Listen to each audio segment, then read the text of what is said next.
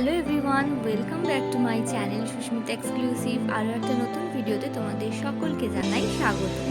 আজকে তোমাদের সাথে শেয়ার করব বিয়েবাড়ি স্টাইলের চিকেন কষা। আজকে এই রেসিপিটা আমি বানিয়েছি শুধুমাত্র অফিস কলিগদের জন্য। তো কিভাবে বানালাম চলো দেখে নেওয়া যাক। বিয়েবাড়ি স্টাইলের চিকেন কষা বানানোর জন্য আমি এখানে প্রথমেই নিয়ে নিয়েছি 4 কেজি চিকেনটাকে ভালো করে ধুয়ে নিয়ে দুটো থালায় ভাগ করে নিলাম। এরপর দিয়ে দিচ্ছি এর মধ্যে একটুখানি ভিনিগার। ভালো করে ভিনিগার মাখিয়ে প্রায় 15 থেকে 20 মিনিট মতন রেখে দিয়েছিলাম।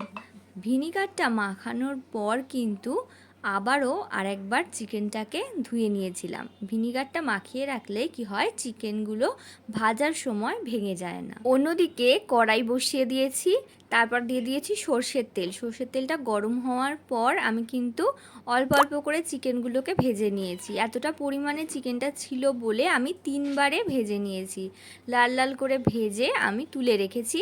তারপর ওই একই তেলের মধ্যে দিয়ে দিলাম তেজপাতা কয়েকটা আর গোটা গরম মশলা। তারপর একটুখানি নাড়াচাড়া করতে হবে যতক্ষণ পর্যন্ত একটা সুন্দর স্মেল না ছাড়ছে মশলাটার। তারপর এর মধ্যে দিয়ে দিলাম পেঁয়াজ কুচি। পেঁয়াজটা ততক্ষণ ভাজতে হবে যতক্ষণ পর্যন্ত না লাল হচ্ছে। আর পেঁয়াজটা নরম করার জন্য আমি কিন্তু একটুখানি চিনি অ্যাড করে দিয়েছি, পেঁয়াজটা যাতে খুব তাড়াতাড়ি নরম হয়ে যায়। দেখো পেঁয়াজটা নরম হয়ে গেছে আর পেঁয়াজের কালারটাও কিন্তু পুরো চেঞ্জ হয়ে গেছে। এখন আমি দিয়ে দেব আদা বাটা আর রসুন বাটা। পেঁয়াজ, আদা, রসুন সবগুলোকে কিন্তু ভালো করে মিশিয়ে নিতে হবে আর ভালোভাবে কিন্তু নাড়তে থাকতে হবে লো টু মিডিয়াম ফ্লেম করে, যাতে নিচে ধরে না যায়। তারপর আমি 10 মিনিট পর দিয়ে দিলাম এর মধ্যে কাঁচা লঙ্কা বাটা। ঝালের জন্য আমি কিন্তু এখানে কাঁচা লঙ্কারই ব্যবহার করেছি আর রঙের জন্য কাশ্মীরি লঙ্কা দেব। তো এখানে দেখো ভালো করে মশলাতে তেল ছাড়তে শুরু করে দিয়েছে। এই সময় আমি দিয়ে দিলাম টমেটো কুচি। টমেটোটা কিন্তু আবারও ভালো করে যাতে নরম হয়ে যায় খুব তাড়াতাড়ি, তার জন্য আমি এখানে দিয়ে দিলাম পরিমাণ মতো নুন। দিয়ে ভালো করে নাড়াচাড়া করতে থাকলাম যাতে নিচেতে মশলাটা লেগে না যায়। সেই জন্য প্রায় 10 মিনিট মতো আবারও নাড়াচাড়া করে দিয়ে দিলাম একটুখানি চিনি। আর এবার দেওয়ার পালা মশলাগুলো। কি কি মশলা দিচ্ছি দেখে নাও। প্রথমেই দিলাম হলুদ গুঁড়ো, তারপর দিলাম কাশ্মীরি লঙ্কা গুঁড়ো। অলরেডি কিন্তু মশলা থেকে সুন্দর একটা তেল ছাড়তে শুরু করে দিয়েছে আর মশলা দেওয়ার পর কষানোর পর দেখবে আরও তেল ছাড়বে।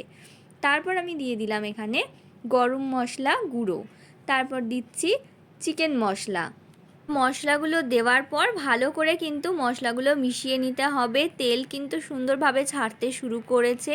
আমি যতক্ষণ মশলাগুলো কষাচ্ছি, তোমরা যারা আমার চ্যানেলে নতুন আছো অবশ্যই কিন্তু চ্যানেলটাকে সাবস্ক্রাইব করে দাও আরও নতুন নতুন অনেক ভিডিও দেখার জন্য। আর আজকের রেসিপিটা তোমাদের কার কার ভালো লেগেছে আর কে পুরো রেসিপিটা দেখেছো তারা কিন্তু অবশ্যই কমেন্ট করে জানিও। আর অবশ্যই কিন্তু এইভাবে একবার বিয়েবাড়ি স্টাইলের চিকেন কষা বানিয়ে খেয়েও তারপর আবারও কিন্তু কমেন্ট করে জানিও যে কীরকম লাগলো তোমাদের। এরপর দেখো মশলাটা অনেকক্ষণ কষানোর পর প্রায় 15 থেকে 20 মিনিট আমি মশলাটা কষিয়েছি। তারপর এর মধ্যে দিয়ে দিলাম একটু গরম জল। তারপর আরও 5 মিনিট ফোটার পর এর মধ্যে দিয়ে দিলাম কিছু গোটা কাঁচা লঙ্কা চিড়ে। তারপর এক এক করে এরপর চিকেনের পিসগুলো দেওয়ার পালা, যেগুলো আগে থেকে আমি ভেজে তুলে রেখেছিলাম। চিকেন কষাটা বানানোর জন্য যেইটুকু পরিমাণ গরম জল ব্যবহার করেছি সেইটুকুই, আর কিন্তু আমি এক্সট্রা করে এখানে জল ব্যবহার করব না। প্রায় 15 থেকে 20 মিনিট মতন আমি এটাকে রেখে দিয়েছিলাম। তারপর এর মধ্যে দিয়ে দিলাম ধনেপাতা কুচি। লো টু মিডিয়াম ফ্লেম করে কিন্তু আমি পুরো রান্নাটা করেছি যাতে চিকেনগুলো ভালোভাবে সিদ্ধ হয়ে যায় আর সুন্দর একটা টেস্ট আসে। তারপর আমি এর মধ্যে দিয়ে দিলাম একটুখানি টক দই। টক দইটা দেওয়ার পর কিন্তু আর কিছু আমাদের দেওয়ার নেই। এরপর কিন্তু ভালো করে নাড়াচাড়া করে মিশিয়ে নিয়ে তারপর এটাকে আমি রেখে দেব প্রায় আধ ঘন্টা 15 মিনিটের জন্য। তো মাংসটা আমাদের রেডি। লাস্টে আমি কিন্তু দিয়ে দিচ্ছি জায়ফল আর জয়িত্রী গুঁড়ো। তারপর একটু নাড়াচাড়া করেই নামিয়ে নেব।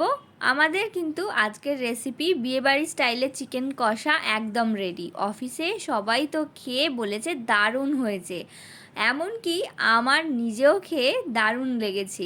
তোমরা কিন্তু অবশ্যই ভিডিওটা ভালো লাগলে একটা ছোট্ট করে লাইক করে দিও।